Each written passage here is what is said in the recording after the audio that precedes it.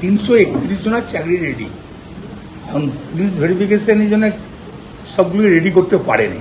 বীরভূমের দেউচা পাচামি কয়লা প্রকল্পে জমিদাতা 331 জনের পেপারস তৈরি থাকলেও আজ চাকরি দেওয়া হলো মাত্র 5 জনকে। মঞ্চেই ক্ষোভ প্রকাশ অনুব্রত মণ্ডলের। পুলিশ ভেরিফিকেশনের দেরিকেই দায়ী করেছেন তিনি। পাশাপাশি প্রশাসনকে অনুরোধ করেছেন যদি চাকরি দিতে হয় তাহলে 15ই মার্চের আগের দিন ভোট ঘোষণা হয়ে গেলে আজ বীরভূমের মোহাম্মদ বাজারে 5 জন জমিদাতাকে সরকারি চাকরি নিয়োগপত্র তুলে দেওয়া হয়। বহু প্রতীক্ষার পর আজকে প্রকল্পের চাকরি পেয়েছো, কেমন লাগছে? খুবই আনন্দ লাগছে। কতদিন ধরে অপেক্ষায় ছিলে তোমরা?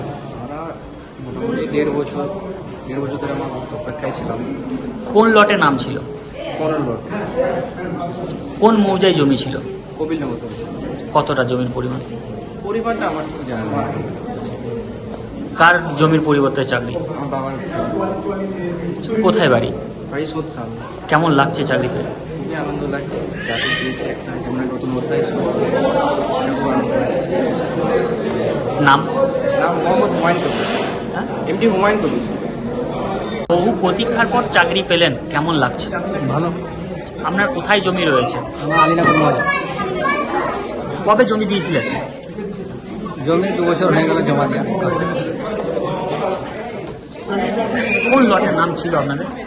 আমার প্রথম লটে নাম ছিল। জমি কি আপনার নামেই ছিল? আমার নামে কত পরিমাণ জমি দিয়েছিলেন? 5 কাঠা। এতদিন পর ডাব্লিউবিসি চেয়ারম্যানের হাতে জমি পেয়ে কেমন লাগছে, চাকরি পেয়ে কেমন লাগছে? খুব ভালো লাগে। আপনার নাম? মুস্তাফিজুল ইসলাম। 331টা আছে। 331 এর ভেতরে মাত্র 5টা। আমি এডিএম বলবো অভিভাবককে যে যদি দিতে হয় তাহলে 15 তারিখে আগে দিন, কিন্তু ইলেকশন ডিক্লেয়ার হয়ে গেলে আমরা দিতে পারবেন না। কারণ আমার যা মন বলছে 15 তারিখে ইলেকশন ঘোষণা হয়ে যাবে, তাতে কিন্তু মুশকিল হয়ে যাবে। যতগুলো পারা যায় তাড়াতাড়ি করে যদি দিয়ে দেওয়া যায় তাতে অনেক লাভ হবে। তো এইটাই আমি আপনাদের কাছে অনুরোধ করব যে হেলথি বোধহয় 200 কত আছে, 216 আছে, প্লাস পিডব্লিউ আছে, ভূমিগর্ভ আছে। তাই তাড়াতাড়ি যাতে হয়ে যায়। মমতা ব্যানার্জি যা বলে তা করে। আমিও বলেছিলাম এর পরের একটা লট আছে, সেই লটে বোধহয় 252 জন আছে। তাই এই কারণে চাকরি সবাই পাবেন, সবাই হবে, চিন্তা করেন না।